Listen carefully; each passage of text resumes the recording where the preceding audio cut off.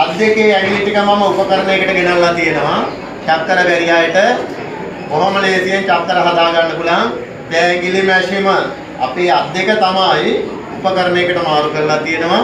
සුලැඟිල්ලේ ඉඳලා 6 ඉඳලා 10 දෙක නම් වෙනවා අත් දෙකේම. රයිට්. ඔන්න අහගන්නේ නම් වැඩේ කරන විදිය. දැන් අපිට ඕන කරනවා මේකෙන් චක්කරේ ගන්න. මං හිතමු අපිට 7 වරක් කට ඕන කියලා මෙතන මැද ඊතලයක් තියෙනවා. ඊතලයට යොමු කරන්න 7යි 8යි. එතන 7 වරක් කටනේ. අතෙනුත් ඕක කරන්න ආයිද මේකම අතෙන් සෙට් කරන්න තියෙන. මම මේ ඇඟිලි කලාප දෙකට වෙන් කරගන්න. මේ යාවෙන ඇඟිලි දෙක සහ ඊට පහළින් ඇඟිලි පිහිටන කලාපේ මම නම් කරන සුලැඟිලි කලාපේ. ඒක සුලැඟිල්ල තියෙන පැත්ත නිසා. මේට උඩින් තියෙන ඇඟිලි පිහිටන කලාපයට අපි කියනවා මහපට ඇඟිලි කලාප. ඔන්න එන සුලැඟිලි කලාපේ ඇඟිලි 5ක් එනවා.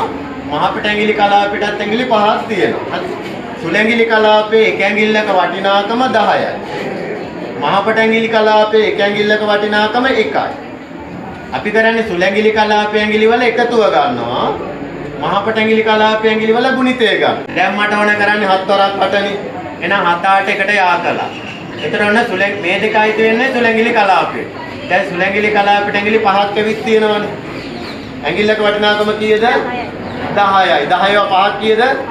ඒක තප්පරයක වැඩන්නේ. 10ව 5 50 කියන්නේ චක්කර ඕනේ නැහැ නේ.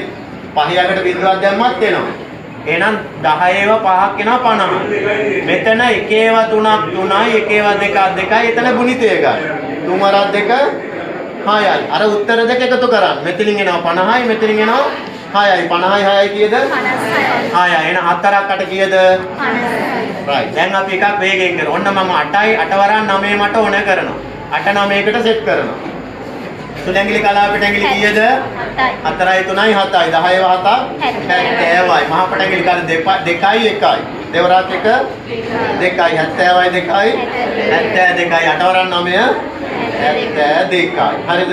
ඕන එකක් පුළුවන් අපිට පුළුවන් 6 වරක් 6 සිට 10 වරක් 10ට මේක ගලප